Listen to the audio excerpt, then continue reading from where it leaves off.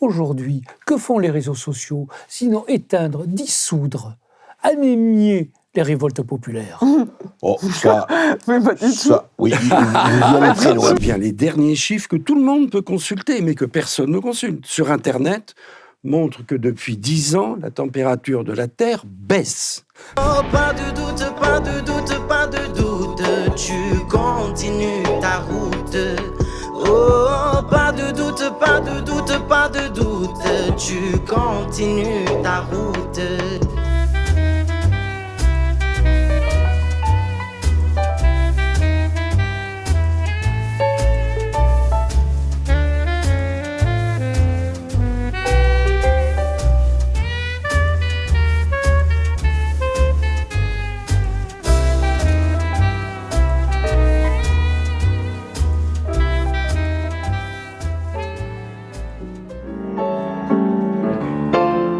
Ah, ben je suis au bar de l'Omerta, là. Voilà, voilà. Bon petit bar.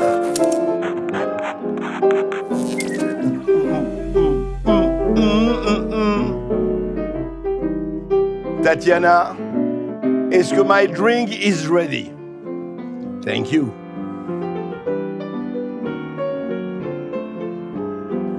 Voilà. Comme d'habitude, on se retrouve où? Vous avez tout abandonné, tout lâché, vous êtes devant votre ordinateur, devant votre télévision, et vous entrez avec nous au bar de l'Omerta, au dernier verre. Et oui, parce qu'on va faire la fête des mots, la fête des idées, la fête du vin, la fête de la boisson, la fête de tout. Et on va passer 1h30 ensemble, et j'espère que, comme d'habitude, vous nous envoyez tellement de choses magnifiques que on est vraiment heureux et surtout, je suis très heureux de recevoir les personnes qui sont avec nous ce soir. Vous savez, ce sont des personnes, toujours, qui non seulement ont le sens de la fête, mais qui ont des choses à dire et qui connaissent absolument merveilleusement ce dont on va parler et qui non seulement qui vous intéressent, mais l'idée d'un bar, c'est quoi? C'est de passer du temps avec des gens passionnants. Et je crois que vraiment, vous ne le regretterez pas. Alors, bonne santé à vous. Et je vais vous présenter nos invités. Alors, nos invités, d'abord, évidemment, comment ne peut-on pas ne pas parler des réseaux sociaux? Les réseaux sociaux, alors c'est extraordinaire. Le meilleur et le pire pour certains. Monstrueux, les réseaux sociaux, c'est la lie de l'humanité, c'est la poubelle du monde et tout. Mais non, les réseaux sociaux, c'est beaucoup plus compliqué que ça. Et il y a beaucoup de choses magnifiques là-dedans. Véronique Reissoul, bonjour. Bonjour. Vous êtes, je vais tout dire, experte en stratégie de communication, communication de crise, spécialiste de l'opinion. Vous êtes cofondatrice et présidente du cabinet Backbone. C'est bien parce que Backbone, c'est la colonne vertébrale, donc ça tient. Et je pense qu'on va parler de tout cela. Et puis vous venez d'écrire L'ultime pouvoir, la vérité sur l'impact des réseaux sociaux aux éditions du CERF. On va en parler de ces réseaux sociaux parce que ça concerne absolument tout le monde, y compris nos invités. Et je voudrais juste montrer, voilà, l'ultime pouvoir. Vous voyez, c'est pas dans le métaverse, hein, c'est pas du virtuel, c'est du très, très, très réel. Et c'est très intéressant. Et puis, je continue mon tour avec un livre qui vient vraiment à son heure, parce que c'est un livre qui, au moment où, effectivement, vous savez, ce qui se resserre en ce moment, hein, c'est la liberté d'expression, peut-être demain liberté de mouvement, peut-être demain, je ne sais pas, moi, liberté de boire ou de respirer ou autre. Et il y a Daniel Cosculluela, qui est psychiatre, qui est anthropologue. Il a collectionné depuis des années les grands pamphlétaires et les grands satiristes français. La satire, le pamphlet, oui. N'oublions jamais qu'une des grandes traditions de la France, c'est la satire, c'est le pamphlet. Et il a écrit Les Enragés de la liberté, une anthologie des pamphlétaires du XVIe au XXe siècle. Honnêtement, c'est passionnant. Vous verrez tous ces gens, ces hommes, ces femmes, qui sont sortis de leur zone de confort, qui ont un talent d'écriture et de mots formidable, et qui ont risqué, quelquefois leur vie d'ailleurs, pour écrire quoi? Pour écrire ton nom, liberté, comme disait le poète Paul Éluard, et on va en parler longuement. Et puis alors, l'empêcheur de danser en rond, Christian Gérondeau, essayiste, polytechnicien, haut fonctionnaire. Alors là, il vient de sortir Le climat par les chiffres aux éditions L'Artieur, Et il avait écrit les 12 mentions du GIEC et combien de livres. Il a commencé, je rappelle, il était premier délégué interministériel à la sécurité routière en France. Il met en place les limitations de vitesse sur route en 1973. Ça ne me rajeunit pas, vous non plus, mon cher Christian. Mais ce qui est intéressant, c'est que vous êtes resté une cohérence absolue et vous osez dire, qu'on ne sera pas à 5 degrés de plus de chaleur d'ici quelques temps, contrairement à des gens qui nous disent « Attention, les réfugiés climatiques arrivent par millions et vous allez voir ce que vous allez voir. » Et enfin, un jeune, ben oui, il y en a quand même, Reda Amsaf, qui est à la fois, et c'est très intéressant, qui est infirmier, qui est aujourd'hui infirmier professionnel, qui a fait des études d'infirmier. Reda, vous êtes dans le Nord, vous êtes à Tourcoing et à Lille, et puis qui est aussi chanteur. Et qui est aussi, quand je dis aussi, il a aussi cette vocation, cette ambition de chanter, vous allez l'entendre, et franchement, c'est pas piquer des hannetons, ce qu'il fait, c'est très fort. Et puis quoi vous dire ? Vous dire que, vous savez, c'est Aragon qui disait cette phrase magnifique, ce n'est pas parce qu'il fait sombre qu'il faut manquer de tenue. Alors, voilà. Alors, je lève un verre à votre santé, à vous tous. Et je voudrais commencer, Véronique, avec vous, Véronique Reissoult. Alors, les réseaux sociaux. Les réseaux sociaux, d'abord, on va peut-être essayer de définir, parce que quand on dit les réseaux sociaux, on dit quoi ? C'est tout, c'est n'importe quoi. C'est quoi ? Comment définissez-vous les réseaux sociaux ? C'est tout ce qui n'est pas la télévision, la radio et la presse écrite, c'est quoi ? Non, ce sont tous les espaces sur lesquels on s'exprime, on appelle ça des plateformes pour les réseaux sociaux numériques. Oui. Donc le plus connu est Facebook, c'est le plus important, mais vous en avez beaucoup. Twitter aussi. Twitter, Twitch, TikTok, Snapchat, même les messageries sont des réseaux sociaux, WhatsApp, Telegram, Signal, ce sont également des réseaux sociaux. YouTube en est un aussi, puisque vous pouvez communiquer. On va dire que la définition, c'est des espaces où vous pouvez vous exprimer directement, vous pouvez parler à d'autres gens que vous ne connaissez pas autrement que par cette interface, ou que vous pouvez connaître ailleurs et vous maintenez le lien. Donc voilà. Mais ça a été une véritable explosion, c'est une révolution, parce que avant il y avait la presse, la radio, la télévision, mais on écoutait la télévision nous parlait, mais nous, on ne pouvait pas répondre à la télévision.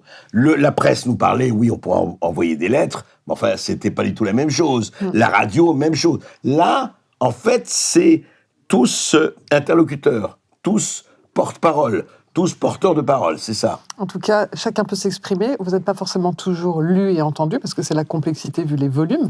Mais tout le monde peut parler, et vous pouvez même interpeller les plus grands. Vous pouvez interpeller le président de la République et lui parler. Il ne vous répondra pas forcément, mais en tout cas, le message que vous écrivez va lui arriver directement. Et puis, vous pouvez parler à des célébrités, à des gens que vous admirez, à des grands penseurs, enfin, tous ceux qui sont sur les réseaux. Après, ils reçoivent, ils ont envie de le lire ou pas, ils reçoivent ou pas, c'est un problème. Et voire même certains vous répondent. Vous pouvez contacter un écrivain que vous avez trouvé formidable et qui est sur Facebook et lui écrire, et il va peut-être vous répondre. D'ailleurs, souvent, ils répondent. Donc, c'est un lieu où, finalement, il n'y a plus vraiment de barrières. C'est l'un des sujets, d'ailleurs, parce que comme il n'y a plus de barrières, comment est-ce qu'on régule ? Parce que les réseaux sociaux, en soi, ça n'est pas nouveau. Il y en avait bien avant les réseaux sociaux. C'est le numérique. C'est quoi le premier réseau social, alors ? Peut-être qu'on va dire les clubs qu'il y avait autrefois où vous réunissiez et où il y avait une logique de... Les clubs des Jacobins, les arrière-boutiques, les estaminets d'avant la Révolution, etc. Sauf qu'aujourd'hui, c'est au niveau du monde entier. C'est le monde entier, et surtout, ça ne peut plus s'arrêter, et les gens ne comprennent plus de ne pas pouvoir s'exprimer, de ne pas être entendu, c'est devenu un vrai sujet. Donc voilà, c'est toute la complexité. Vous avez 80% des gens qui sont sur les réseaux sociaux, donc on ne peut plus dire que c'est un épiphénomène. C'est bien ça le sujet. Et quand ça a commencé il y a quelques années, c'était quand même réservé à une petite part de la population, qui étaient des internautes. Il n'y avait pas tant de monde que ça.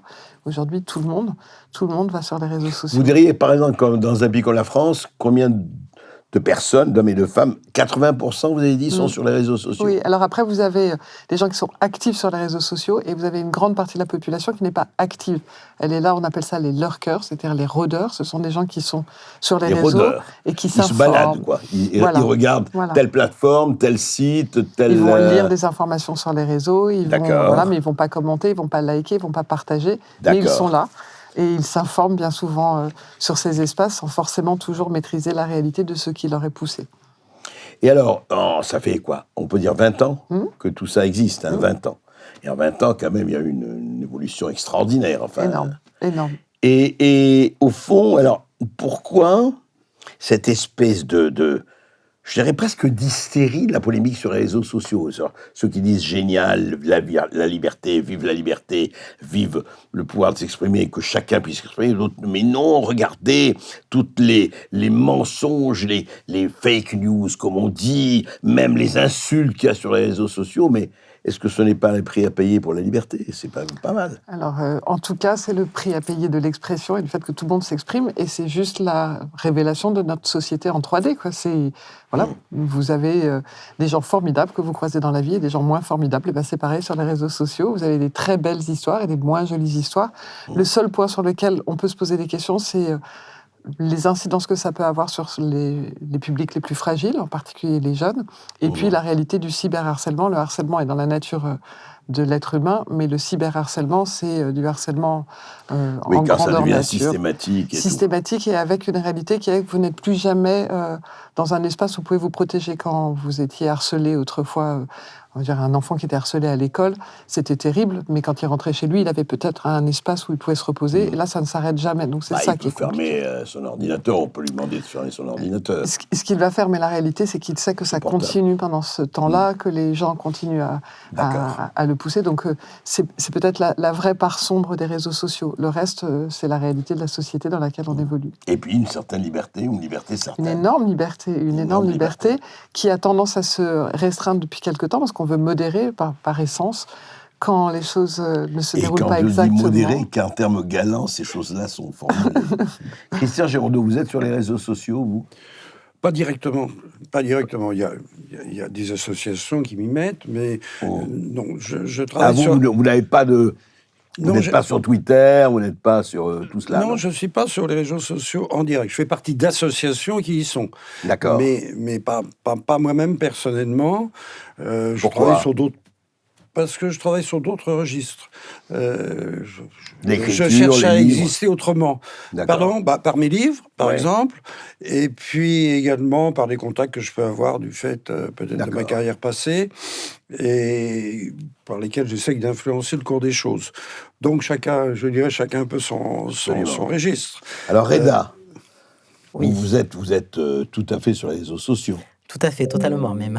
Tout le temps? Oui, tout le temps.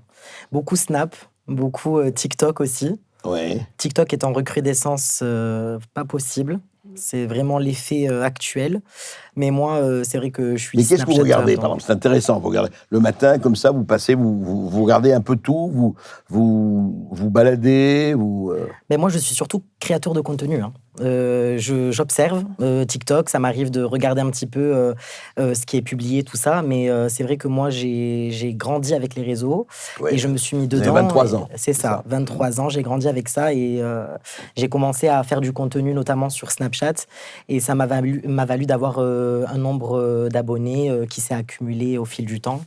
Et après, vous en avez beaucoup là? Oui, franchement, depuis même le commencement de mes projets artistiques, c'est monté en grade, mais c'est vrai que c'est bien. Mais après, voilà, il faut savoir régulièrement mettre du contenu, il faut savoir faire attention aussi. Attention à quoi? Attention à ce qu'on dit, attention à ce qu'on fait, à ce qu'on publie, parce que on peut très vite être pris par le harcèlement. Donc voilà, alors vous avez eu, ou du harcèlement, ou des choses un peu hostiles, ou pas? Dieu merci. Pour l'instant, ça, je ne l'ai pas encore connu. Bon, franchement, ça va. Je ne l'ai pas encore connu, mais justement, c'est parce que je suis très vigilant sur ce que je publie et sur ce que je dis. La chose que je m'interdis, notamment sur les réseaux, c'est de dévoiler ma vie familiale, ma vie sentimentale, tout ce qui est d'ordre privé, je n'en parle pas. C'est ça. Parlez pas de votre vie privée ou de quoi que ce soit. Non. Je montre la personnalité que je souhaite montrer, ce que je suis, ce que je représente, mais en aucun cas je vais aborder... Vous mettez des photos, vous mettez un peu de tout. Oui, ça m'arrive de mettre des photos, ça m'arrive des vidéos, de donner mon point de vue sur l'actualité, de donner des conseils. Ça peut être des conseils de mode, des conseils de musique. Même l'infirmier donne des conseils de mode. L'infirmier, oui, il peut parler de soins, comme il peut parler d'habits, comme il peut parler de musique. D'accord. Ça dépend. Je suis très polyvalent, notamment sur Snapchat, où on a quand même un accès avec les gens. Les gens, ils aiment bien vous parler, répondre à vos stories. Donc, il y a une communication qui est faite avec des personnes multiples et on a divers sujets. Franchement, c'est ça. Et juste un mot, il vous est arrivé de rencontrer physiquement des gens que vous avez eus sur Snapchat ou Instagram ou ailleurs? Ça m'est arrivé d'organiser des rencontres avec des abonnés.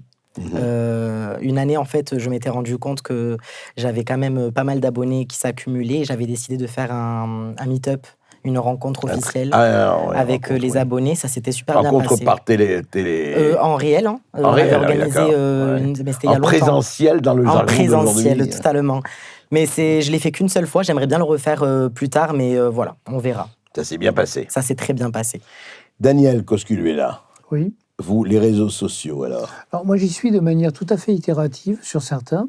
D'abord par curiosité intellectuelle, et je dirais presque par curiosité professionnelle. C'est-à-dire qu'il m'intéresse de savoir comment les gens font pour se promouvoir sur les réseaux sociaux. Parce que ce que j'observe sur certains d'entre eux, je pense par exemple à Facebook, mais également à Twitter, c'est que chacun... Facebook. Non, je préfère Facebook. Parce que il ne peut pas dire Facebook, il ne peut pas dire Facebook. Et WhatsApp, etc. Et chacun, en fait, à défaut de vouloir communiquer avec les autres, cherche éventuellement et essentiellement à se promouvoir. Vous pensez que c'est plutôt je pense que c'est cela. Alors certains, effectivement, essaient de promouvoir des idées, et ça, je trouve ça remarquable, et là, j'y réponds, et j'essaie de contribuer à cela, mais je m'aperçois que beaucoup ne parlent que d'eux et ne vont pas consulter ce que les autres écrivent et ce que les autres disent. Et donc je me dis que cela permet à chacun d'exister devant les autres, à défaut de pouvoir exister dans la société ordinaire. Et je me dis que c'est une forme d'existence totalement différente de celle qui existait préalablement, et c'est révélateur d'un monde qui change et d'un monde qui agonise sur un certain mode. Vous êtes très pessimiste, vous. Très. Oui. Véronique, je ne pense pas que vous avez la même conclusion que vous tirez de vos études. Non, mais c'est une réalité de...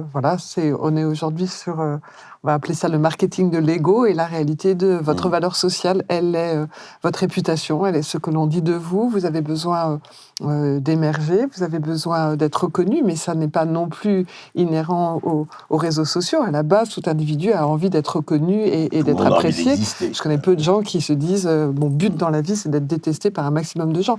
Non, la réalité, c'est que vous avez envie d'exister et de rentrer en lien. Après, il y a des gens qui le font en se mettant exclusivement en valeur. Mais ça peut être aussi, si je puis me permettre, madame, dans la réalité réelle, matérielle, existentielle, et pas dans une réalité virtuelle. Exister dans la réalité virtuelle, c'est révélateur quand même d'un monde qui change.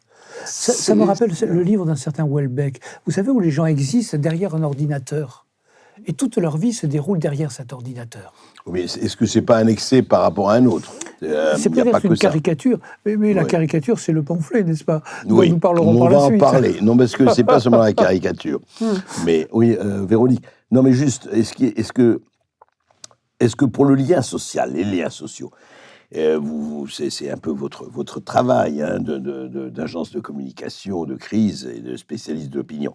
Est-ce que ça crée aussi des liens? Regardez par exemple, ça crée des communautés extrêmement fortes. Ça permet aussi à certaines personnes de sortir d'une forme d'isolement.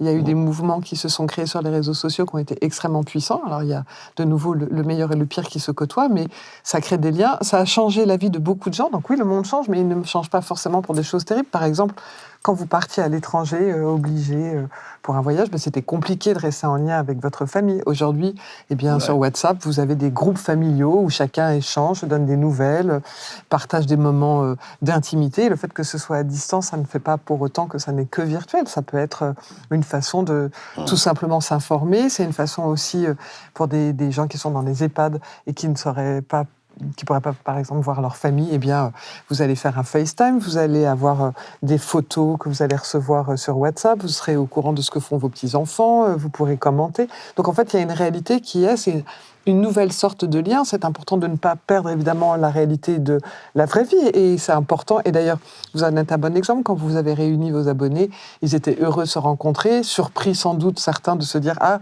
je n'aurais pas imaginé que je suivais moi aussi quelqu'un comme vous. » Et voilà, bref, de se dire qu'ils sont très différents, mais ils avaient quelque chose qui les unissait. C'est sans doute votre ton, votre style et votre façon de raconter la vie et de l'aborder. Alors, comment ça s'est passé, rencontre, Reda? Honnêtement, ça s'est très très très bien passé au niveau de l'organisation. Moi, j'étais stressée parce que c'était la première fois que j'allais me confronter à une foule, si je peux dire ça comme ça. Mais non, franchement, c'était bien parce qu'il y a eu de la communication. Les gens étaient ravis. Vous étiez combien? Oh, franchement, je n'ai pas compté, mais il y avait du monde.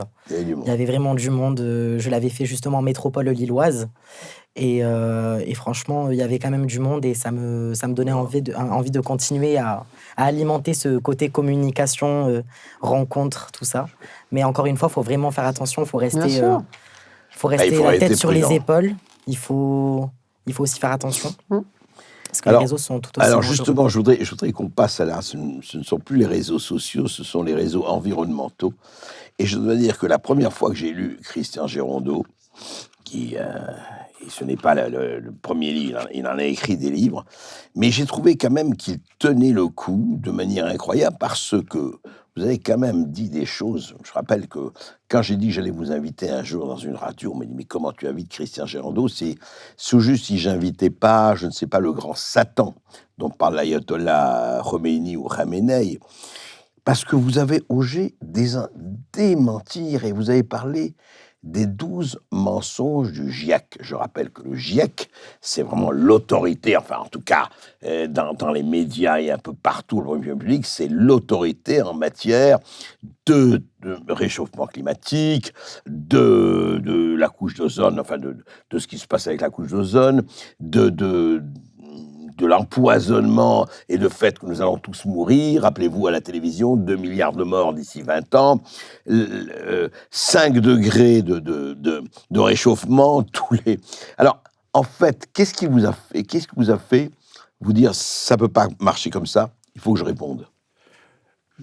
Je pense que c'est ma formation scientifique.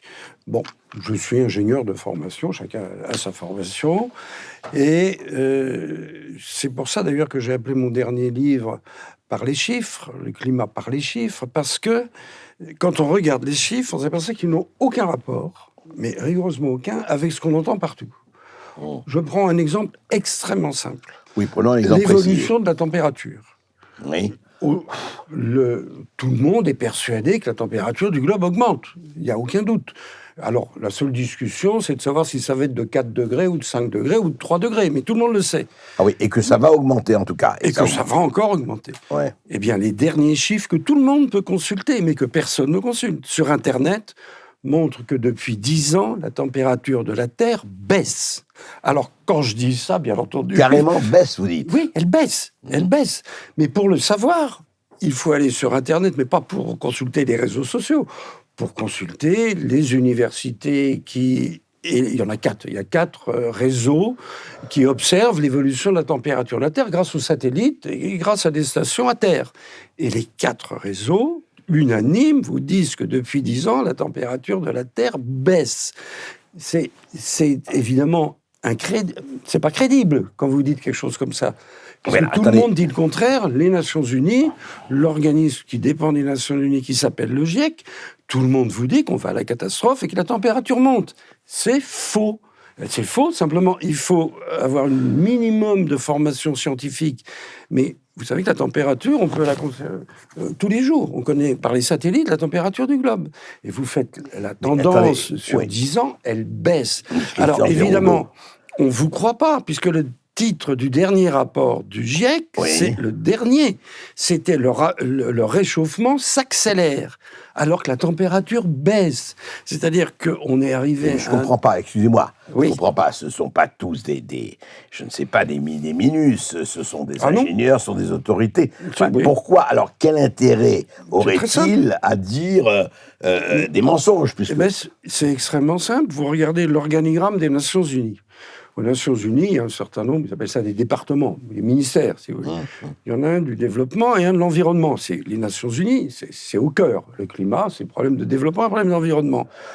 Les deux responsables sont des gens qui viennent de Greenpeace ou de l'Union de la conservation de la nature. Ils ont pris le pouvoir. Les deux responsables aux Nations Unies, qui font la loi, la pluie et le beau temps, sont des gens qui viennent de Greenpeace et de l'Union de la conservation de la nature. Ils ont pris le pouvoir il y a 30 ans, ils l'ont toujours. On est devant un phénomène extrêmement étonnant. Et puis, vous avez une deuxième catégorie. Alors, essentiellement, si ça marche, c'est parce que ces gens-là ont une cause. Ils sont viscéralement persuadés que l'homme est mauvais, que ce que fait l'homme ne peut être que négatif. Alors on fait du CO2. Que l'homme est en train de tuer la nature, quoi. Et alors il tue la nature. Alors je signale accessoirement que si vous allez voir un fleuriste ou quelqu'un qui vous vend des tomates et qui les élève dans des serres, pour accélérer la croissance, pour que les fleurs soient plus belles ou les tomates plus mûres, on injecte du CO2. Le CO2 ne détruit pas la nature, il l'améliore. Et on a tous appris ça à l'école.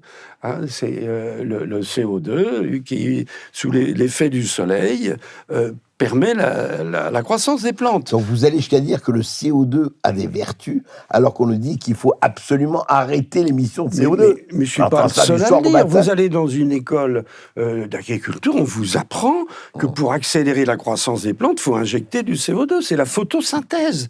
Ça s'apprend en classe. Donc plus il y a de CO2, plus les rendements augmentent. Donc c'est un outil de lutte contre la faim, le CO2.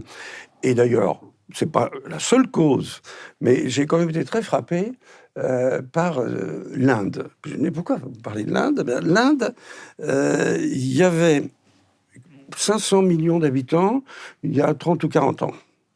Il y en a 1,4 million. La population a triplé. Et qu'est-ce que 1,4 milliard. 1,4 milliard, autant pour moi. La population a triplé. Et maintenant, l'Inde est le pays le plus peuplé du monde. Ils viennent passer devant la Chine. On a tous vu ça. Et qu'est-ce que tout le monde disait il y a 40 ans ? Mais ils vont crever de faim. Puisqu'ils se multiplient comme ça. Eh bien, l'Inde est un exportateur de céréales aujourd'hui. Les rendements ont été multipliés par 6. Il n'y a pas que le CO2. Et bien sûr, on a sélectionné, mais c'est très mal. On a sélectionné des espèces, mais ça, il ne faut pas en parler, parce que c'est très mal de sélectionner des espèces. Le rendement a été multiplié par 6. La faim a disparu dans le monde, alors que la population a explosé. Où subsiste la faim ? Dans les zones où il y a des conflits. Alors évidemment, c'est affreux. Mais globalement, la faim a disparu. Donc, on a la réalité des chiffres qui dit exactement le contraire de ce qu'on entend partout. Donc, c'est ça, moi, qui m'a poussé à m'intéresser à ces dossiers. Et c'est pas très compliqué, mais mon dernier livre, qui s'appelle Le climat par les chiffres, explique tout ça. Après les 12 mensonges du GIEC. Et les 12 mensonges du GIEC. Le GIEC qui ose vous dire, alors que depuis donc près de 10 ans, la température baisse. Le titre du rapport du GIEC, c'est le réchauffement s'accélère. Qu'est-ce que vous voulez faire ? Alors c'est comme la mer qui monte. Prodigieux, ça. La mer va monter. Attendez, on nous disait... c'est une plaisanterie. On nous disait que toutes les villes côtières... Les villes côtières vont être noyées. C'est bien déjà dit il y a 25 ans, 30 ans. Alors elle monte de combien, la mer ? Elle monte de 2 mm par an. Et alors, il y a des années où elle monte de 3 mm, mais qui sont suivies, ça, les rapports du GIEC précédents le disaient, par des années où elle monte que de 1 mm. Et la moyenne, elle reste de 2 mm. Donc, au bout de 10 ans, 2 cm. Au bout de 50 ans, 10 cm. Alors, vous pensez, quand vous avez une marée de 10 mètres, ça va être vachement grave. Elle va passer à 10 mètres plus 3 cm ou 10 cm. Ça n'existe pas, la montée de la mer.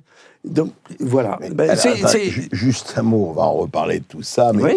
Et qu'est-ce qui fait... Alors, attendez, je veux bien vous parler des deux personnes qui sont de Greenpeace, qui sont à l'ONU, etc. Greenpeace et l'autre. Mais enfin, les journaux, les revues, les Greta Thunberg, enfin, du matin au soir, nous n'entendons que ça. Les radios, les télévisions ne vous parlent que de ça. Et regardez encore, on dit il faut se sauver, ça va être terrible, le climat. C'est très très simple, nous sommes revenus à l'époque de Galilée. À l'époque de Galilée, il y avait que les fous qui osaient dire que c'est la Terre qui tournait. Tout le monde voyait bien que le soleil se levait et se couchait le soir. Donc c'est le soleil qui tourne autour de la Terre, c'était évident. Mais il y avait quelques fous qui osaient dire le contraire. Nous sommes revenus à cette époque. Quand on vous dit que la mer monte alors qu'elle ne monte pas, quand on vous dit que la température augmente alors qu'elle baisse, alors ce qui est extrêmement étonnant, et là je n'ai pas la réponse, mais c'est à votre question, c'est comment se fait-il que c'est mensonge, puisque c'est contraire à ce que disent les chiffres. Et pris le pas, eh bien, c'est qu'on est... on est dans un monde submergé d'informations. Alors, on parlait du GIEC. Le GIEC, c'est très amusant. Tous ces rapports sont... Rappelez-nous, le GIEC, c'est le groupement interne. Déjà, si vous me demandez ce que c'est que le GIEC, le GIEC, c'est un organisme, le vrai titre, il est en anglais. C'est IPCC. Pourquoi je vous dis ça? Parce que c'est Intergovernmental Panel on Climate Change. Donc, le groupe le panel intergouvernemental sur le changement climatique. D'accord. Quel est le titre français? Qui est d'ailleurs l'espagnol, qui est d'ailleurs... Comment ont-ils traduit ça? Ils ont traduit ça par groupe d'experts intergouvernemental. C'est pas un groupe d'experts. Le mot expert n'est pas dans le langage. Pas du tout. C'est un mensonge fondateur. Ils font croire que c'est des experts. C'est les représentants des gouvernements. Alors, on les réunit en Assemblée Générale. Il y a 192 pays qui en font partie. Bon, alors il y a des pays développés, mais aussi le Zimbabwe, le Nicaragua, enfin tout ce que vous voulez. Ils envoient qui? Ils envoient un fonctionnaire. Et après, on vous dit les scientifiques ont parlé. C'est remarquable. C'est une très belle opération professionnelle de travestissement de la réalité. Alors, ce qui est intéressant, c'est d'essayer de voir... Moi, j'ai une comparaison que j'aime bien faire. Je dis c'est un château de cartes. Le tout, c'est de trouver la carte du bas. Alors, c'est ce à quoi j'essaye. Puis le jour où la carte du bas... C'est pas encore ça, Christian Girondeau. Hein. Comment? Le château de cartes tient bien, en tout cas pour le moment. Oui, mais ce n'est qu'un château de cartes. Donc... on verra la suite. On va voir la suite. Alors, je voudrais aussi qu'on parle justement de ces enragés de la liberté, Daniel Cosculluela. Ces enragés de la liberté, c'est très intéressant parce qu'un jour, je connais Daniel Cosculluela depuis longtemps, et un jour, je vais chez lui. Il habite près de Bergerac, et dans sa bibliothèque, il a des monceaux, mais des monceaux, je dirais bien, de publications qui datent vraiment, du vieux papier, etc. Et c'est un passionné notamment de tout ce qui est pamphlétaire. Et c'est vrai que j'ai découvert, j'en connaissais quelques-uns, mais en lisant, cette extraordinaire richesse, on le savait, mais enfin on le voit encore plus avec son livre, du pamphlet français, c'est-à-dire de l'esprit de contestation, de l'esprit de rebellitude, je dirais, de révolte, de résistance, mais depuis le XVIe, depuis même avant, c'est-à-dire, aujourd'hui on en parle beaucoup parce que, vous voyez, par exemple, Christian Girondeau, bon voilà, c'est à sa manière un pamphlétaire. Il dit non, je ne suis pas d'accord. Alors, on peut discuter, je ne sais pas s'il a raison ou tort, je ne suis pas un scientifique, donc je ne me prononce pas là-dessus, mais le fait de dire non et de sortir de sa zone de confort, c'est quand même extraordinaire qu'il y ait des dizaines, voire des centaines d'écrivains, hommes et femmes, de pamphlétaires, de gens. Alors, comment vous les avez,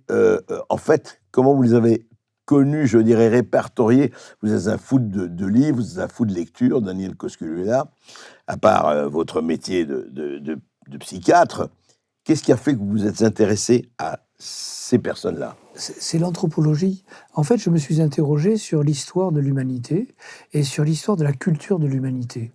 Et j'ai découvert à cette occasion qu'effectivement, tout un tas d'ouvrages avaient été publiés il y a fort longtemps, dont on ignorait l'existence, et dont l'existence avait cessé d'être connue de tout un chacun.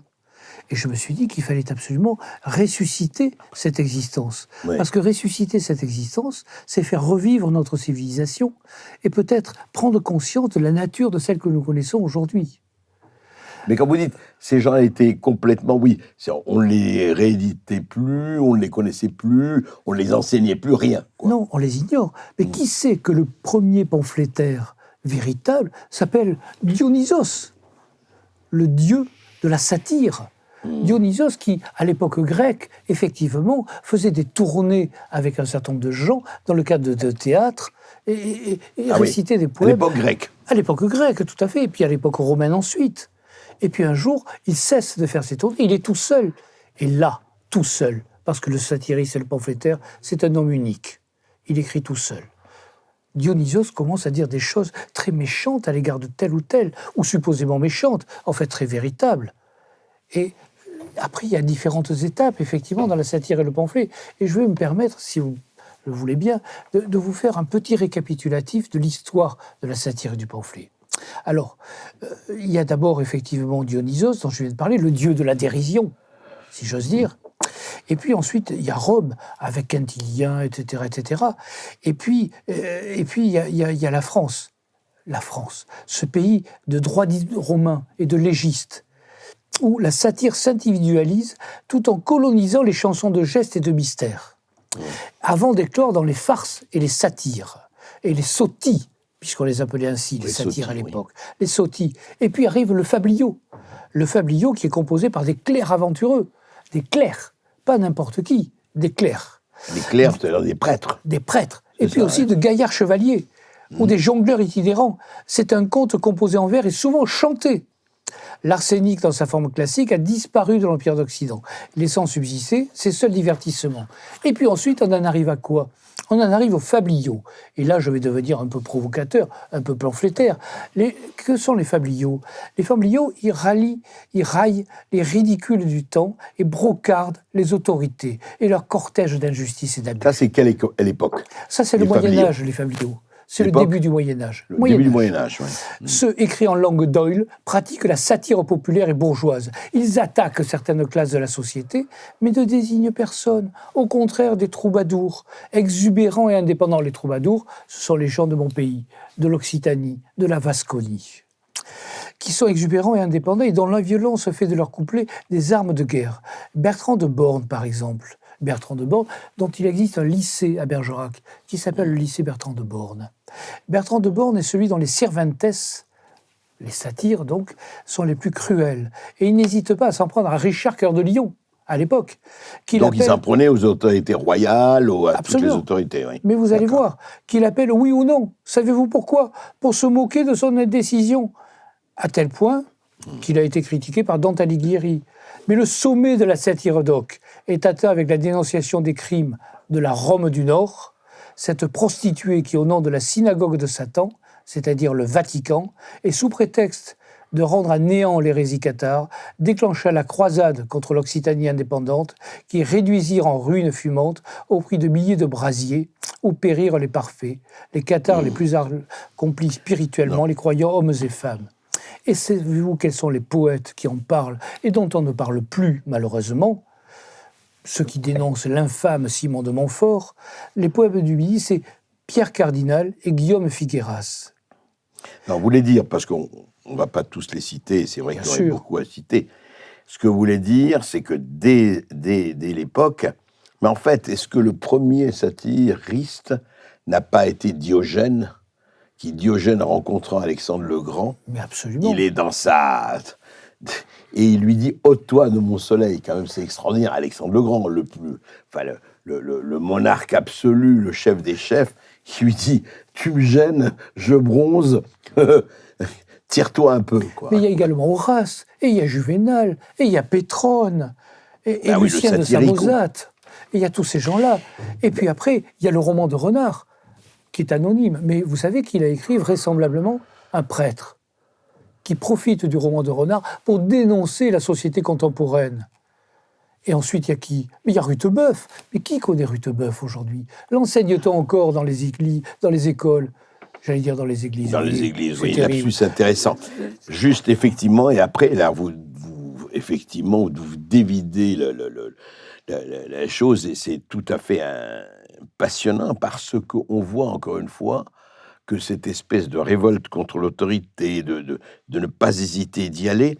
Et en fait, on pourrait dire, alors, justement, Véronique, les réseaux sociaux, quelque part même, ne parlons pas du talent, et parce qu'il faut parler du talent de plume de ces gens-là. C'est vrai que dans le livre de Daniel Cosculluela, il y a des écrivains extraordinaires. Enfin, il y a des je dirais, on a envie de crier olé, quoi. C'est-à-dire le style formidable. Mais il y a quand même, aujourd'hui, il y a quand même des polémiques énormes sur les réseaux sociaux. C'est devenu un des temples de la polémique, non ?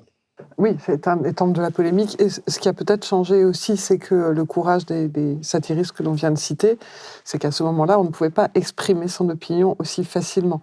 Il y avait une réalité. Et on risquait très gros. Voilà, donc comme on risquait très gros, c'était extrêmement courageux de le faire et on ne pouvait le faire que sous la forme de la dérision et et des chansons. Et c'était une façon aussi de s'informer différemment, parce que je vous rappelle qu'à l'époque, non seulement il n'y avait pas les réseaux sociaux, mais il n'y avait pas non plus de moyens de communication si simples. Donc on allait de province en province, racontant et chantant ces pamphlets et les lisant. Et c'était une façon de s'informer un peu autrement et de contourner une forme de censure, en tout cas d'expression, qui était difficile. Mais il y avait les textes qui circulaient. N'oublions pas que depuis l'époque romaine, les ouvrages circulent. Bien sûr. Et qu'il y avait des bibliothèques. N'oublions pas qu'on a parlé de la bibliothèque d'Alexandrie, qui a été détruite. Mais enfin, les gens qui lisaient, ils n'étaient pas nombreux. Il y avait peu de gens à qui on lisait étaient nombreux. Oui, je comprends.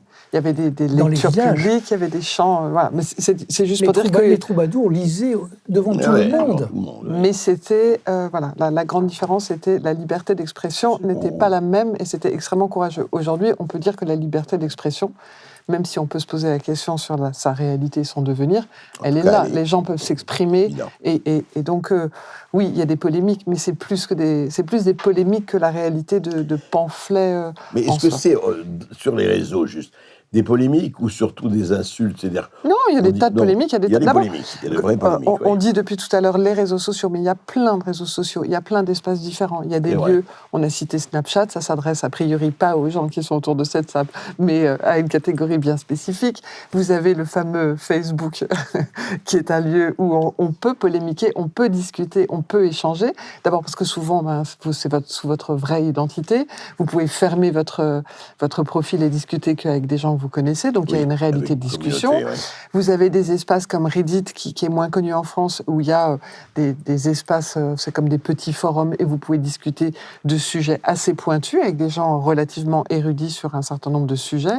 Donc oui, il y a des insultes, il y a des lieux d'insultes, et Twitter est plutôt un lieu de battle, et où, le bon mot et le bon trait vont être plutôt salués. Twitter, voilà. Mais Twitter, c'est très petit, ça ne représente pas du tout la réalité de tous les réseaux sociaux.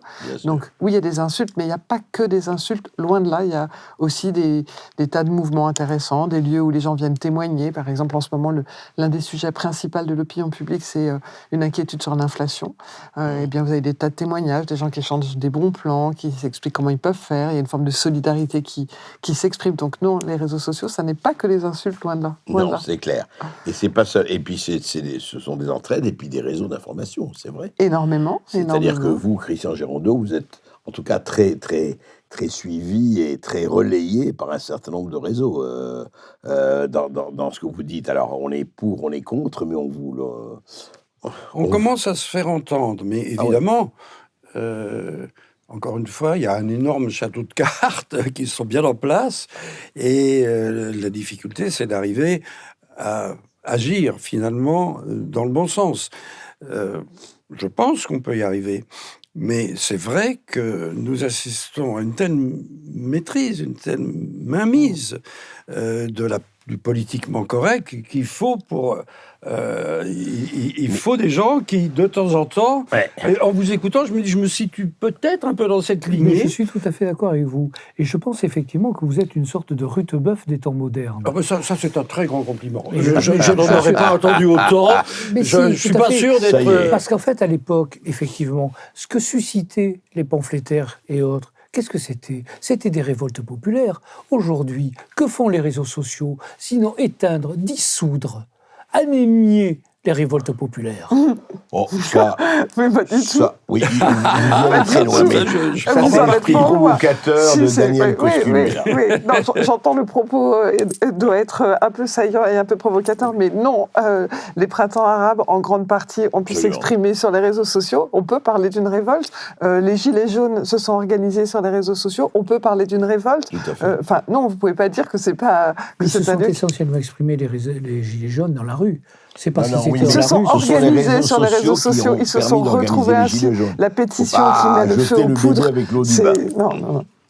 Mais dites-moi, mais juste une chose. Alors justement, on parlait de ça, et quand Christian parlait du réseau de cartes, et après on va entendre Reda, parce que Reda, il n'est pas seulement infirmier, il est chanteur. Mais on a besoin de sa douceur tout d'un coup. Mais il y a quand même quelque chose là qui se passe. Je parle à vous, hein. La jeune génération dit que je suis jeune. mais je veux vous dire, il y a quand même quelque chose. Quand j'entends Thierry Breton quand Elon Musk a racheté Twitter et qu'il a ouvert quand même une certaine boîte de Pandore. On aime ou on n'aime pas, mais enfin, il s'est passé. Et il a dit quand même, il y a aujourd'hui en France et en Europe une volonté quand même chez certains de contrôler, de dire attention, sous prétexte de dire attention, les messages haineux, etc., etc. Moi, je suis d'accord. Les appels à la haine ou au meurtre, on doit absolument sanctionner, mais il y a des lois pour ça. Mais quand on dit attention, on va réguler, on va contrôler. Est-ce qu'il n'y a pas quand même une volonté générale? Il n'y a pas que ici ou là, et je ne parle pas de tel ou tel gouvernement. Est-ce qu'il n'y a pas une volonté quand même de dire, oulala, cette parole sauvage, on n'aime pas beaucoup ça? D'abord, elle est dangereuse parce que souvent, il n'y a pas de règles. Donc, une parole sans règles, sans cadre, ça fonctionne mal. Ou en tout cas, quand il y a beaucoup de monde et que vous n'avez pas de règles, ça fonctionne mal. Après, la réalité de l'envie de censure, oui, elle existe. L'envie de maîtrise de l'opinion, oui, elle existe. Sauf que la réalité, c'est pour ça que je l'ai appelé l'ultime et j'aurais dû l'appeler le 5e pouvoir. Mais c'était plus compliqué. Mais c'est la réalité de l'opinion s'exprime. Donc, vous pouvez lui dire de se taire, vous pouvez lui dire de s'exprimer d'une certaine façon. Ça ne fonctionne pas. Donc après, c'est pour ça que je parle plus de modération. Comment est-ce qu'on peut modérer? Comment on peut faire que les fameux propos haineux ou la réalité d'un lynchage... Véronique, il y a déjà des lois pour ça. Moi, ce qui m'embête, non, mais ce qui est compliqué, c'est le volume. Vous avez des lois, mais comment vous les identifiez? Aujourd'hui, on sert de l'intelligence artificielle qui suffit pas. C'est qu'un pouvoir, par essence, quel qu'il soit, encore une fois, de droite, de gauche, du centre, d'ailleurs, qu'est-ce qu'il a envie, lui? Si ça ne lui correspond pas, il n'a pas du tout envie que cette parole s'exprime. Et il va utiliser telle ou telle notion qui va mettre le curseur et où? C'est ça le problème. Mais la réalité, c'est que autrefois, l'opinion trouvait un biais par les pamphlets, par les chansons pour s'exprimer, mais là, c'est pareil. Si on vous empêche de parler sur un espace, vous allez créer un autre espace, vous allez bouger, vous allez vous exprimer. Et on peut circuler un peu partout. Et l'information va circuler. Plus on va essayer de censurer, plus elle s'exprimera, et plus elle s'exprimera de façon véhémente. Donc le sujet, c'est plus la modération et de faire confiance aux gens et de donner aux internautes les moyens de modérer et de faire appel à leur bon sens et à leur esprit collectif, et qui est beaucoup plus intéressant. La loi est là pour empêcher... Bien sûr, quand vous diffamez quelqu'un, il y a une loi et vous pouvez le dénoncer. Quand vous tenez des propos haineux et antisémites, non, il y a une loi. Mais le problème, c'est le volume, l'ensemble et la complexité pour identifier ces personnes. Et donc aujourd'hui, le seul moyen que vous avez, c'est sur l'ensemble des espaces, vous pouvez ça va être signaler quelqu'un. Donc vous appuyez sur un bouton et vous dites cette personne tient des propos qui sont déplacés. Vous ne savez pas ce que ça devient. Vous avez une réalité vous ne savez pas s'il y a d'autres gens, vous ne pouvez pas expliquer pourquoi. La personne en question aura peut-être tenu des propos déplacés parce qu'elle aura relayé une information sans bien la vérifier, va sans doute être ce qu'on appelle badée, donc retirée, elle ne comprendra pas pourquoi. Donc en fait, c'est un ensemble, il faut donner des moyens, il faut mettre à disposition des internautes des outils d'intelligence artificielle bien faits. Oui, mais il faudrait peut-être pas, en tout cas, qu'un gouvernement qu'un gouvernement impose. Non, la seule chose que les gouvernements peuvent faire, et je pense que c'est même au niveau de la Cour suprême, mais aux États-Unis, mais la seule chose que l'on peut faire, c'est exiger des plateformes qu'elles partagent la réalité de leur algorithme, qui aujourd'hui est un secret bien gardé. Vous ne savez pas quelle est la réalité aujourd'hui quand vous postez sur Snapchat. La réalité de ce qui fait que je verrai ou je ne verrai pas votre message est assez obscure. Parce que la réalité des algorithmes est très différente selon les plateformes et elle est cachée. Donc on pourrait très bien exiger que les plateformes partagent ce secret si bien gardé et que chacun puisse choisir. Cela dit, si l'anonymat est levé, on sait très bien que c'est très dangereux pour un certain nombre Là, de c'est gens. les algorithmes, c'est quels sont les critères selon lesquels je vais voir des informations. Oui, c'est ça. Et c'est pas vous qui le choisissez. Mais par exemple, je sais que sur certaines chaînes, il faut savoir si vous parlez de tel ou tel vaccin, etc., vous êtes immédiatement rayé, quoi. L'algorithme. C'est la question fondamentale. Quelle est la limite des propos et qui fixe cette limite? Moi, Les j'entends bien plateformes. qu'il faille la définir, cette limite. Mais au nom de quoi? Quels sont les critères de vérité sur lesquels il faut s'appuyer pour énoncer le droit de faire taire tel ou tel dont les propos ne sont pas compatibles avec, non, mais je crois que la avec loi, la culture contemporaine? Oui. Christian? Je voudrais simplement confirmer ce qui vient d'être dit. Dans le domaine dont je m'occupe actuellement, celui de l'environnement, celui du climat, je suis interdit d'antenne. Et heureusement qu'il y a des réseaux sociaux qui permettent quand même de faire passer des messages. Il y a quelques exceptions qu'André connaît, mais la charte de Radio France, donc le centre de notre radio publique et télévision publique, il y a une charte spéciale sur l'environnement dont l'article 1er, c'est, grosso modo, mais on n'invite pas les gens qui ne sont pas d'accord avec le fait que la Terre s'échauffe, qu'on va à la catastrophe, et qui mettent en doute les théories officielles sur le réchauffement climatique. Il n'y a aucune chance que personnellement je sois invité.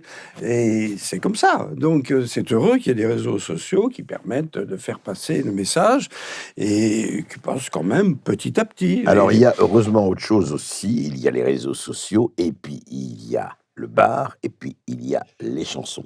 Oui. Et moi je voudrais que Reda, justement, Tatiana va donner le la. Et Reda a fait parce qu'il est compositeur, enfin, il écrit les paroles, une chanson très, très, très jolie, une chanson, voilà, intime, en tout cas, et qu'il va nous chanter, si tu es d'accord, Reda. Voilà. Et vous allez écouter avec notre Jean-Luc Candiotti national, notre pianiste, mais c'est surtout là, quelque chose qu'il a composé.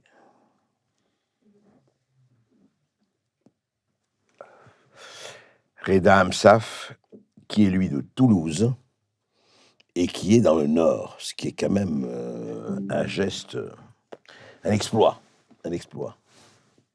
Je suis monté, me perdre dans le Nord.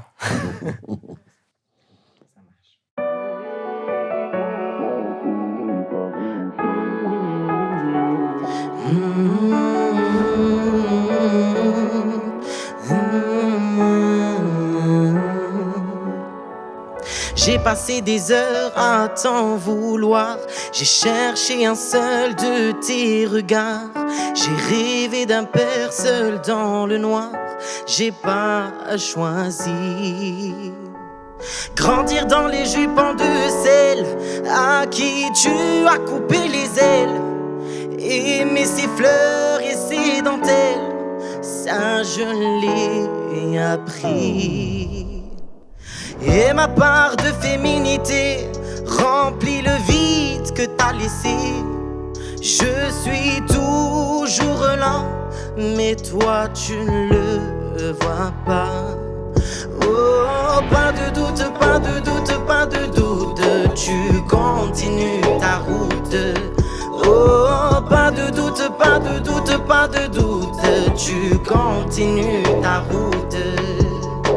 Chanter mes peines et mes colères pour évacuer ce goût amer d'une vie sans père, d'une vie sans père, d'une vie sans père. Oh, pas de doute, pas de doute, pas de doute, tu continues ta route. Oh, pas de doute, pas de doute, pas de doute, tu continues ta route. Tu continues ta route. Oh, oh, oh.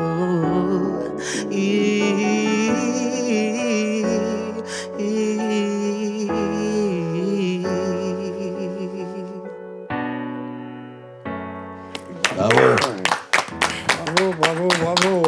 Voilà, Reda Amsaf, une très très belle chanson. Très belle. Très très personnelle et vous voyez c'est ça qui est qui est très super et je vais vous dire je dois dire que et c'est ça aussi dans les pamphlets, vous voyez ce qui est formidable dans les paroles, dans les gens, et quand on est comme ça ensemble et on se parle et on s'échange, vous voyez, entre nous quatre.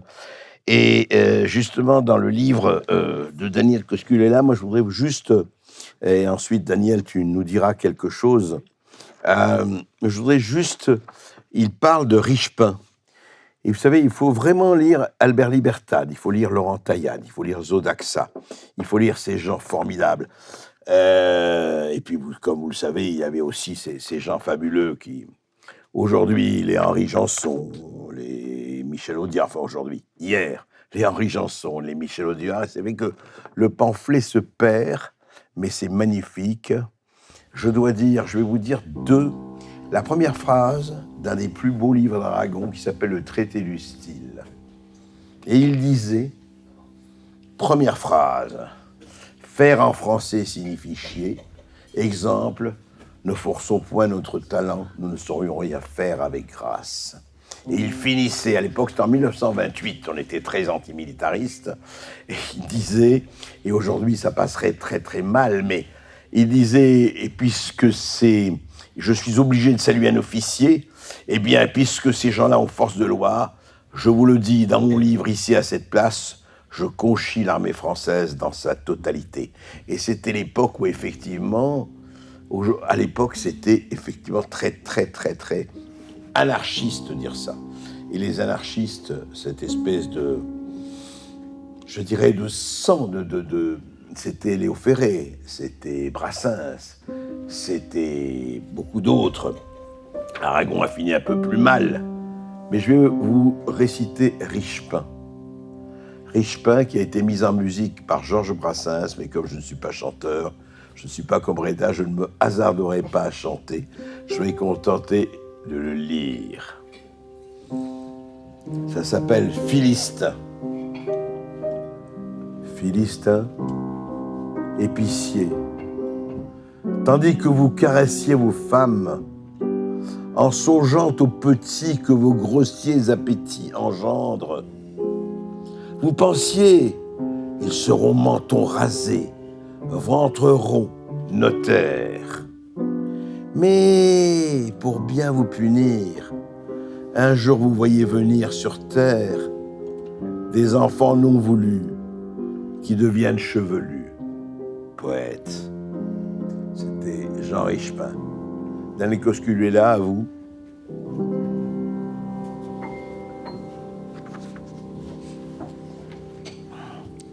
Voilà, c'est bien la poésie. Je voudrais réciter Jules Jouy, ce grand poète qui a été victime de toute la répression qui a pu exister.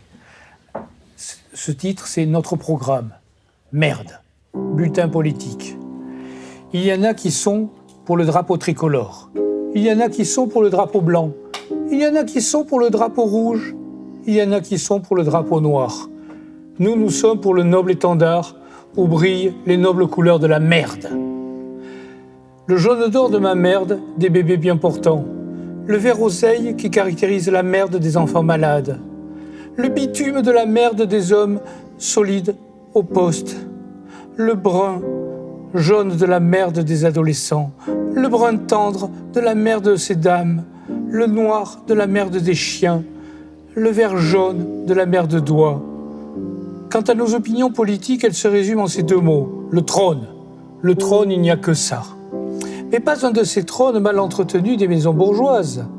Non, un petit trône en acajou, bien propre, où l'on puisse s'asseoir sans se salir, avec des pots de lapin accrochés au mur pour s'essuyer bien doucement quand on a fini, rien que d'en parler. L'eau nous en vient à la bouche. Voilà, alors évidemment, c'est au-dessous de la ceinture, mais c'est montrer à quel point, au fond, il devrait y avoir, ne pas oublier ce que c'est les limites, ce sont le 19e siècle, Jules Jouy, non ? Oui, tout à fait. C'est ça, 19e siècle. 1855-1897. Voilà. Et ce qui est très intéressant, c'est qu'aujourd'hui, effectivement, regardez, alors là, c'est au niveau de, voilà, que ce que soit de la défécation ou autre, mais rappelez-vous que, par exemple, aujourd'hui, c'est vrai, et on parlait de ça par rapport aux lois, aujourd'hui, il y a des gens, par exemple, moi ça m'a frappé, et encore une fois, c'est que quand un vieillard de 70 ans, chez lui, dans sa maison, met Emmanuel Macron, je t'emmerde, il est amené à faire un stage de citoyenneté. Et encore une fois, je n'approuve pas ça, je veux dire, je ne trouve pas ça facile, c'est facile, et disons, mais ce que je veux dire, c'est qu'on se demande effectivement jusqu'où où doivent être posées les limites, parce que là, en même temps, je suis très frappé de voir la justice, quand on tabasse, quand on tue, quand on viole, quelquefois, des choses passent et on dit où est la sanction. Et quand il s'agit quelquefois de mots comme ça, je veux dire, bon, qu'est-ce qu'il a dit ? Il a une insulte. qui est de mauvais goût, je ne dis pas que c'est de bon goût, mais il y a poursuite. Il y a quelque chose là qui s'est un peu perdu. Et vous qui êtes dans la communication, qu'est-ce qui fait qu'aujourd'hui, franchement, Véronique, comment ça se fait qu'on ne peut plus rien dire, y compris être de mauvais goût, alors que quelquefois, je dirais, des actions violentes, des tabassages, je parle des viols, sont peut-être presque, je dirais presque, moins punis que telle ou telle insulte. Qu'est-ce qui fait, à votre avis, cela ? J'exagère peut-être. Un peu. Mais bon, disons que il y a quelque chose du domaine de ce qu'on appelle la panique sociale, qui fait qu'aujourd'hui... La panique sociale, voilà, oui. Une panique sociale, c'est quelque chose qui va vous choquer et que vous n'auriez pas forcément imaginé comme choquante à une époque. Oui. Et je pense que la panique sociale, aujourd'hui, sur les sujets des violences faites aux femmes ou des actes plus que répréhensibles, aujourd'hui, ça n'est plus toléré par la société. Mais et ça, donc, il y a bien. parfois un petit décalage sur une envie de répression et la réalité des moyens de la justice et de la complexité de la poursuite de ces personnes-là. Après, sur le cas du monsieur dont vous parlez et du fait qu'on ne peut plus vraiment s'exprimer, disons qu'aujourd'hui, la sensibilité n'est plus la même. Certains humoristes ou pamphlétistes d'une époque ne passeraient plus aujourd'hui parce que la société n'est plus forcément prête à entendre de la même façon, qu'on a envie de respecter les minorités et qu'on a peur que les choses soient mal prises. Donc, mais de là à dire qu'il y a plus de tolérance pour les actes barbares que pour les mots déplacés et le mauvais goût. Mais oui, mais vous ne pensez pas quelquefois que... moi, je ne sais pas, ça me frappe. Quelquefois, il y a quand même... Je vais vous donner un exemple très, très précis. Je vous ai donné quelques exemples là. Et alors, on peut dire, oui, mais par exemple, il y a un pamphlétaire, vous savez, qui s'appelle Nico Rad, un chanteur, qui avait chanté un rap, c'est « Pendez les blancs », tuer les bébés blancs, carrément, etc. Bon, il y a eu effectivement une polémique là-dessus, mais carrément, lui, il disait pas j'emmerde machin, lui, il disait pendez-les, tuez-les, violez ceci, cela. Et c'est passé, je veux dire par là, qu'il n'a pas été, il n'y a pas été poursuivi comme aurait pu l'être poursuivi. Je sais pas, moi, j'ai l'impression qu'il y a quand même aujourd'hui, et que ça s'est renversé, qu'il y a 2 poids et 2 mesures. Mais de l'autre côté, peut-être que je me trompe, mais je ne sais pas. En tout cas, dans l'opinion publique, il n'y a pas de 2 poids, 2 mesures. Voilà, il y a des propos qui ne passent plus, vous ne pouvez plus vous exprimer de la même façon, vous ne pouvez plus interpeller les gens de la même façon, vous devez faire attention, vous devez respecter la réalité de l'intégrité de chacun. Et donc, il y a des choses qui ne passent plus. Il y a à l'inverse des tas de courants qui arrivent à s'exprimer, qui n'auraient pas pu s'exprimer il y a des années. Par exemple. Ah oui, quand vous dites, par exemple, les courants... LGBT ou autres, par etc. exemple, mais pas que, c'est globalement. Mais est-ce que, par exemple, puisque André Berkoff citait tout à l'heure Zodaxa, est-ce qu'on autoriserait aujourd'hui, y compris dans le cas des réseaux sociaux et la complicité de ceux-ci, la candidature d'un âne, comme Zodaxa l'a faite, cette candidature. Et cet âne, il l'a amené devant la mairie, à la mairie de Paris. On a arrêté l'âne. On a arrêté Zodaxa également. Est-ce que ça paraît aujourd'hui légitime ? Mais on l'arrêterait aussi de la même façon. Mais bien entendu. Où est la liberté contemporaine ? Et que diraient les réseaux sociaux ? Je pense que la réalité, c'est que les réseaux sociaux n'étant que l'expression de la société dans laquelle on vit, mais ça permet quand même à des tas de gens et des tas de minorités de s'exprimer.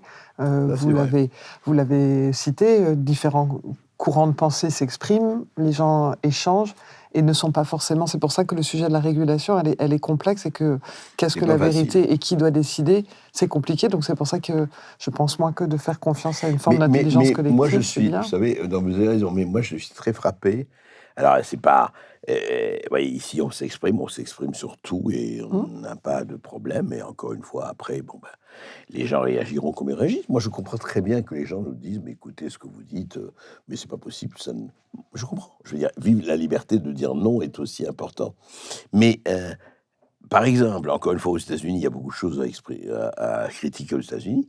Mais le premier amendement qui consacre absolument la liberté d'expression, mais de façon vraiment totale, nous, on n'a pas ça en France. C'est-à-dire, c'est beaucoup plus régulé, encore que nous ne sommes pas une dictature. On ne va pas comparer à la Corée du Nord et autres, Chine et autres, etc. Mais moi, je suis extrêmement frappé de voir que, quand même, je vais vous dire, Personnellement, je veux dire mon expérience, par exemple, notamment à Sud Radio et ailleurs. Moi, j'essaye d'interviewer, mais je ne suis pas le seul, hein, il y en a beaucoup, des gens extrêmement divers. Mais par exemple, je trouve incroyable qu'un Christian Girondeau, mais c'est pas seulement parce qu'il est là, mais les quelques personnes, et beaucoup que je reçoive, sont proscrits dans un certain nombre de médias. Et encore, je ne veux pas dire X, Y et Z. Alors, on ne les censure pas, on ne les invite pas. C'est-à-dire, il y a ce que j'appelle, c'est le mensonge par omission. C'est-à-dire, eux, on ne les connaît pas, et donc on ne dit pas, mais comment, on n'est pas contre eux, on ne les censure pas. Mais en fait, de fait, ils sont censurés. Et on a un vrai problème de liberté. Et c'est là où je reviens aux réseaux sociaux. Moi, personnellement, je suis tout à fait avec toutes les outrances qu'il peut y avoir, mais je suis très pour les réseaux sociaux parce qu'au moins, là, après, je peux très bien prétendre. Moi, si ça ne me plaît pas, eh ben je les bloque. Et puis c'est tout. Je veux dire, je ne suis pas obligé d'écouter des choses qui ne me plaisent pas. Mais on revient à ça. C'est là où les réseaux sociaux sont extrêmement importants. C'est pour ça que je vous dis que c'est le 5e pouvoir. Ouais. Les médias sont le 4e pouvoir, le 5e pouvoir. Je vais m'autoriser, avant que monsieur intervienne, à citer, et je pense que vous allez prendre le relais, un texte de Zodaxa. Paris, le Paris qui vote la cohue, le peuple souverain tous les 4 ans, le peuple suffisamment nigaud pour croire que la souveraineté consiste à se nommer des maîtres. Comme parquet devant les mairies, c'étaient des troupeaux d'électeurs, des hébétés, des fétichistes, qui tenaient le petit bulletin par lequel ils disent « j'abdique ». Additionnez les bulletins blancs et comptez les bulletins nuls. Ajoutez-y les abstentions, voix et silences qui normalement se réunissent pour signifier ou le dégoût, le mépris. Un peu de statistiques, s'il vous plaît, et vous constaterez facilement que dans toutes les circonscriptions, le monsieur proclamé frauduleusement député n'a pas le quart des suffrages. De là, pour les besoins de la cause, cette locution imbécile, majorité relative. Autant vaudrait dire que la nuit, il fait jour relativement. Aussi bien l'incohérent, le brutal suffrage universel, qui ne repose que sur le nombre et n'a même pas pour lui le nombre, périra dans le ridicule. Oui, mais ça, alors, c'est intéressant, Daniel, que ce qu'il est là. Ça, à mon avis, ça passerait aujourd'hui. Ça, il n'y aurait aucun problème pour que beaucoup de gens aujourd'hui disent à leur manière ce que Zodaxa disait. Bah, beaucoup de gens qui le disent, il y a énormément de gens qui le disent, il y a beaucoup de gens qui demandent des référendums, il y a des gens qui demandent à participer. Vous pouvez par exemple participer aux délibérations sur l'utilisation du budget d'une ville. Vous avez des tas de moyens aujourd'hui pour vous exprimer, et aujourd'hui les citoyens ont justement envie de participer tout au long de leur vie. Mais ce n'est pas ce que disait Zodaxa. Il disait que le vote était inutile. Oui, non, mais le vote inutile, la réalité, c'est que l'expression, quand vous êtes nombreux, elle doit quand même... Le vote, en fait, en plus, moi je veux dire, certains disent élection piège à con, on pourrait tout aussi dire abstention piège à con. Ça, c'est une question d'opinion. C'est un ouvrage que vous écrivîtes il y a quelque temps, n'est-ce pas, cher ami ? Absolument. Christian Girondeau. Oui, moi je voulais simplement évoquer effectivement le blackout qui règne aujourd'hui pour ceux qui ne sont pas dans la pensée unique, dans la doxa qui règne. Je parle du domaine de l'environnement, qui est un domaine qui est devenu majeur. C'est les titres des journaux aujourd'hui, non seulement les titres des journaux, mais les décisions des gouvernements. C'est très étonnant. Il y a 40 ans, les chefs d'État qui se réunissaient, personne n'aurait parlé du climat. Ça venait à l'idée de personne. Aujourd'hui, c'est en tête des réunions des chefs d'État du monde, sans aucune raison. Parce que, mais attendez, Christian, vous ne pouvez pas dire qu'il ne se passe strictement rien de ce point de vue-là. Il se passe ce qui s'est toujours passé dans la nuit, au cours des années. Nous avons eu une succession de périodes chaudes et de périodes froides. Rien qu'à prendre notre histoire, sans remonter très loin, remontant à l'an 1000. L'an 1000, ça a été ce qu'on appelle, tous les scientifiques sont d'accord, un optimum climatique. Il faisait beau, les récoltes étaient abondantes, on a fait les cathédrales. Sans ça, on ne pouvait pas. Mais comme il y avait de la main-d'œuvre disponible, on pouvait construire des cathédrales, des châteaux. Ça, c'est l'an 1000, ça a duré jusqu'à vers 1300. Il n'y avait pas les 30 heures. Et puis après, il y a eu le petit âge glaciaire. Du temps de Louis XIV, la mer gelait. Pas seulement la Seine, bien entendu, la Seine gelait, mais la mer gelait. Du temps de Louis XIV, oui. Du temps de Louis XIV. Mais ça a duré jusqu'en 1850. Mais il faut savoir que du temps de Louis XIV, l'un de nos plus grands historiens, qui s'appelle s'appelle Emmanuel Leroy-Ladurie, qui est la grande référence, il a vu qu'il y a des années où il y a eu 1 million de morts en France, simplement en France, de faim, de froid, parce qu'il n'y avait pas de récolte, parce qu'il faisait un petit âge glaciaire en France. Et puis ça s'est arrêté en 1850, maintenant ça remonte, on a de la chance, on est retombé dans un optimum. Mais il y avait un optimum du temps des Romains, donc c'est des cycles. Puis on est dans le cycle. Mais tant mieux, on est en haut. Ce serait épouvantable si on était en bas. Donc on a cette chance extraordinaire. En bas, il y a quand même un épisode de l'histoire de France assez étonnant. C'est le général Pichegru qui a pris d'assaut, général de cavalerie, la flotte hollandaise, les bateaux qui étaient bloqués par la glace. C'est quand même le seul épisode dans l'histoire du monde où c'est une cavalerie qui a pris d'assaut une flotte. Bon, c'est simplement pour montrer que le climat ne change pas plus qu'avant. Actuellement, on est à 1 degré de plus qu'en 1850. 1 degré de plus, excusez-moi, enfin, on va quand même pas dire que c'est épouvantable. Entre Lille et Marseille, il y a 5 degrés. Bon, donc on a monté de toutes pièces un scénario. Et ce sont les gens dont je parlais tout à l'heure, des gens des grandes associations écolo, Greenpeace, les Amis de la Terre, enfin il y en a pas un WWF, enfin, vous en avez autant que vous voulez, qui ont des crédits limités par les gouvernements et par d'autres, d'ailleurs il y a des privés qui les alimentent. Ça ne dit pas juste, on ne va pas toute l'émission là-dessus, mais pourquoi ils ont des crédits limités ? Quel est l'intérêt pour les gouvernants d'avoir des crédits limités, de leur donner des crédits limités ? Nous sommes un pays de tradition judéo-chrétienne. Alors, vous dites pourquoi je dis ça ? Mais c'est extraordinaire. Vous prenez, moi je suis catholique de naissance, qu'est-ce qu'on m'a appris ? On m'a appris qu'il y avait le paradis terrestre, puis l'homme est arrivé, il a péché. Donc il faut que l'homme se repente, sinon il va en enfer. Ben, vous avez déconné. Avant que l'homme arrive, la planète allait très bien. Puis, l'homme est arrivé, il a détruit la planète. Il faut qu'il se repente, sinon la planète brûle. Et c'est pour ça que ça marche. Vous pensez que c'est la traduction de péché original ? Mais elle est évidente, une espèce de culpabilité qu'on nous a appris à travers les religions. Et pourquoi est-ce que ça marche uniquement dans les pays développés qui ont cette tradition judéo-chrétienne, alors que les Chinois, les Indiens, les Africains, ils n'en ont rigoureusement rien à faire. La Chine, actuellement, elle est en train d'accélérer son programme de centrales à charbon. Elle en a construit 200, non pas 100 l'an dernier, mais elle continue. Donc, elle se fiche éperdument de ce qu'on peut dire. Donc, c'est notre substrat. Oui, ça c'est vrai que la France, en plus, elle est championne en matière.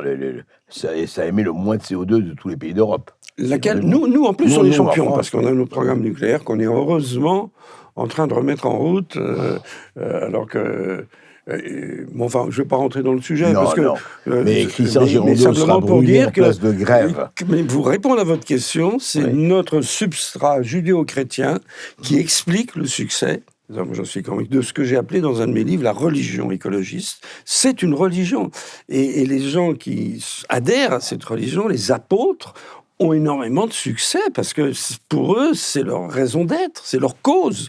Et donc, ils vont vous expliquer que l'homme est mauvais, donc la température va monter, donc il faut se serrer la ceinture, isoler les bâtiments, passer à la voiture électrique, enfin, tout en découle. Et vous n'aurez plus le droit de louer de votre appartement si vous n'avez pas rempli certaines normes. Absolument, il faut isoler les appartements. Alors, j'ose même pas donner des chiffres. Il faut savoir que nos émissions de la France représentent chaque année 1/20 millième du stock de CO2 de l'atmosphère. D'abord, s'il n'y avait pas de CO2, on ne serait pas là, ce serait la planète Mars. Donc, grâce au CO2, il y a la vie.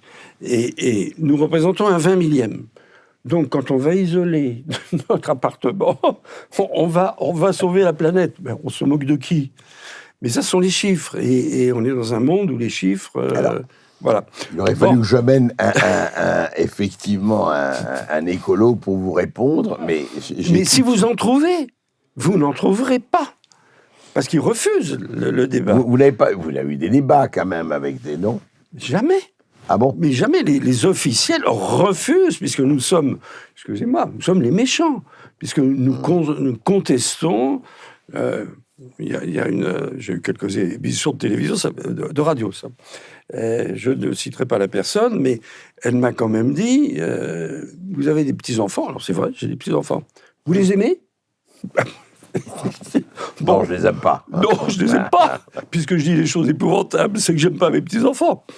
Bon, quand on en est arrivé là, qu'est-ce que vous voulez répondre Véronique, je lui demandais justement, comment, au fond, est-ce que ce cinquième du pouvoir dont vous parlez dans votre livre, et dont vous parlez, je veux dire, vraiment lisez-le, l'ultime pouvoir, c'est très intéressant de voir effectivement comment on est arrivé à cette espèce de forum quand même planétaire. Quand même.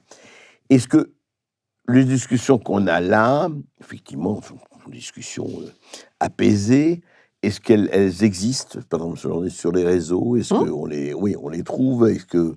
Vous les trouvez? Alors après, généralement, les gens conversent ensemble sur Mais est-ce que, voilà, est-ce qu'ils choisissent les communautés? Voilà, pardon, je voudrais poser la question autrement. Est-ce qu'en général, les gens ont tendance à se retrouver entre gens d'accord, et donc ils veulent surtout pas avoir et vous allez voir pourquoi je vous dis ça, avoir des opinions divergentes ou convergentes, divergentes et surtout contestatrices, parce que vous avez vu, par exemple, en Amérique, il y a les safe zones. C'est-à-dire, on a créé des zones où les gens, les étudiants qui peuvent être un peu extrêmement énervés ou perturbés par des gens qui les contestent ou qui contestent leurs opinions, on se retrouve dans des zones de calme, des cool zones.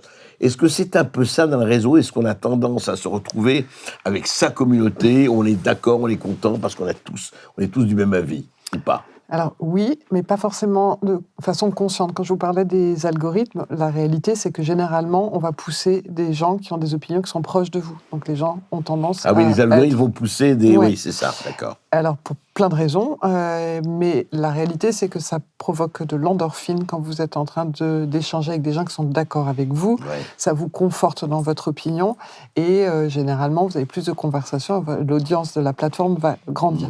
Donc, c'est pour ça que je demande à ce que les algorithmes soient plus partagés, parce que peut-être qu'en réalité, vous aimeriez avoir des opinions divergentes. En disant, oui, je suis pas Alors, d'accord, vous pouvez les trouver, mais ça demande un peu d'effort. Si vous ne prenez que ce que la plateforme va vous pousser spontanément, eh bien, vous aurez peu d'avis contradictoires et vous allez vous retrouver avec des gens qui pensent la même chose que vous. Et on dit tout le monde est d'accord avec moi, qu'est-ce que je suis un type bien. Voilà, c'est ça. Voilà.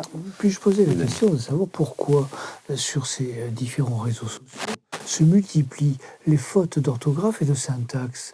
C'est-à-dire qu'on a l'impression que les incapables, les ignorants et les inutiles, comme dirait Zbigniew Brzezinski, se multiplient et polluent ces réseaux sociaux.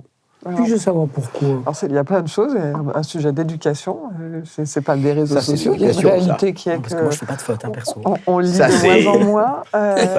Les gens lisent moins. La réalité, c'est que l'orthographe... Sur ce sujet-là, ce qui m'étonne, c'est qu'on a maintenant tous les appareils qu'il faut pour rectifier les fautes d'orthographe. N'est-ce pas, hein? Il suffit d'appuyer sur un bouton, et à ce moment-là, c'est formidable.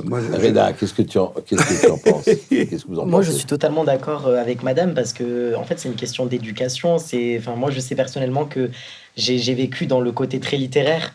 J'ai fait un bac L, donc tout ce qui était syntaxe, travail d'orthographe, je maîtrisais. Donc sur les réseaux, au contraire, c'est limite, je regarde plusieurs fois ce que je publie. Enfin, avant de publier, je regarde plusieurs fois si j'ai pas fait une faute. C'est presque un phénomène maniaque chez moi, parce que voilà. Ah oui, vous regardez si vous n'avez pas une faute d'orthographe ou de syntaxe. Tout le temps, à chaque fois. Bien, avant de publier, je regarde, c'est presque, je deviens fou. Vous avez même des internautes qui passent leur temps à regarder où sont les fautes les plus importantes. Il y a des gens, des fois, quand il y a une petite faute, ils interagissent, ils disent il manque un S. C'est là où les réseaux, c'est intéressant, parce qu'ils se corrigent les uns les autres. Sûr. Et il dit, là, vous avez même... Moi, j'ai vu ça. Il dit, mais vous avez fait une faute de français incroyable. Et vous savez même pas écrire... Quoique... Non, mais ça insulte. Entre autres. Et justement, on va faire un peu de soul, là, cher Reda. Il va faire une très, très, très jolie chanson de Ben l'oncle Soul.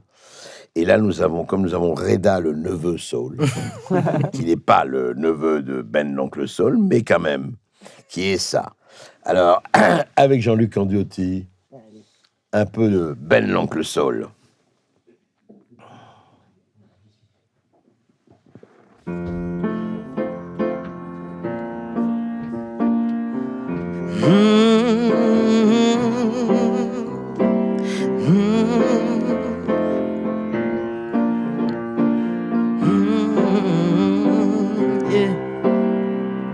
J'ai pas le regard de Spike Lee, J'ai pas le génie de Vinci. J'ai pas les pieds sur terre, la patience de ma banquière. Non, j'ai pas ces choses-là. Ouais. J'ai pas la sagesse de Gandhi, l'assurance de Mohamed Ali. J'ai pas l'âme d'un gangster, la bonté de l'abbé Pierre, ni l'aura de Guevara. Je ne suis qu'un soul man, écoute ça, baby. Je suis pas un Superman, loin de là. Juste moi, mes délires, je n'ai rien d'autre à offrir, mais je sais qu'en vrai c'est déjà ça. Oh, j'ai pas le regard de Spike Lee, j'ai pas le génie de Vinci, j'ai pas l'âme d'un gangster, la bonté de l'abbé Pierre, ni l'aura de Guevara. Oh, je ne suis qu'un soulmate. Yeah! Excellent. Bravo. Bravo. Voilà, c'était Redam, Saf, c'est bien, vous voyez. Ça réconcilie tout le monde, ça. Ah ouais, Hein? très bien. Ça réconcilie tout le monde. Et Jean-Luc, c'est quelqu'un que j'ai connu. Je l'ai connu dans un bouge qui s'appelait le Georges V. Je l'ai retrouvé dans un autre bouge qui s'appelle, je sais plus comment. Formidable pianiste, compositeur. Et de temps en temps, comme ça, on se retrouve dans des endroits et puis on fait le blues. Et puis on improvise sur le blues parce qu'on aime ça. Et je vais essayer de vous faire une petite improvisation qui va essayer de résumer ce que nous nous sommes dit.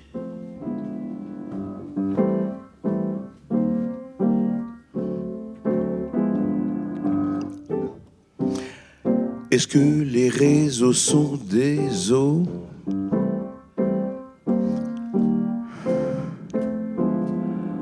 Quand je ne sais plus où je suis, quand je suis dans les vapes, je me mets sur Snapchat. Et quand je rame, quand je suis avec de drôles de dames, j'essaie de guérir mon âme en baladant sur Instagram. Quand je me sens un peu plouc, je tente ma chance sur Facebook. Et quand je suis un peu beaucoup terre à terre, je baguenoude sur Twitter. Je suis un fou, je suis un dingue, je suis accro au réseau. Quand je rencontre un iceberg, j'appelle monsieur Zuckerberg. Que faut-il faire pour la calmer? Emmène-la où? Eh bien chez Mémé Clinton. Et j'aime bien naviguer dans cet océan extraordinaire où l'on rencontre des climato-sceptiques, des covido-sceptiques, des pervers psychanalytiques, des communicants non pas hystériques, mais où, en fait, la liberté, quelque part, est là et nous attend. Parce que, sur le fond, ne l'oubliez jamais, la liberté ne s'use que si on ne s'en sert pas. Merci.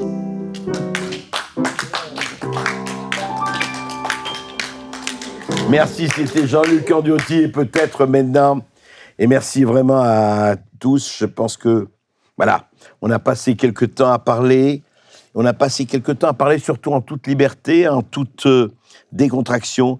Et Jean-Luc, je voudrais que tu termines sur un standard.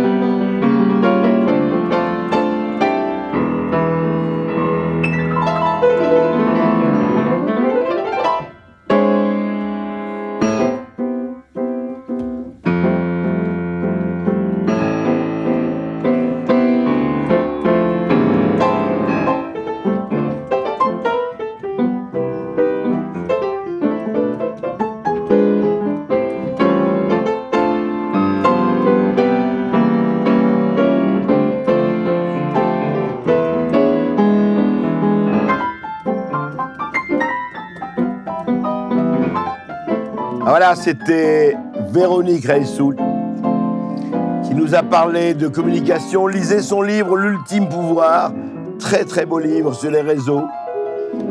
Daniel Cosculuela, « Les enragés de la liberté », et vous ne serez jamais assez enragé pour la liberté.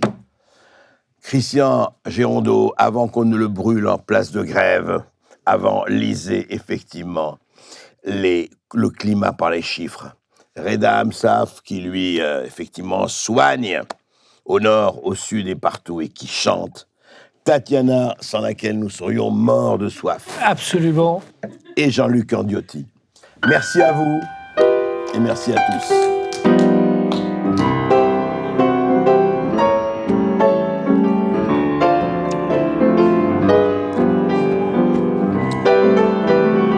Ça vous allait ?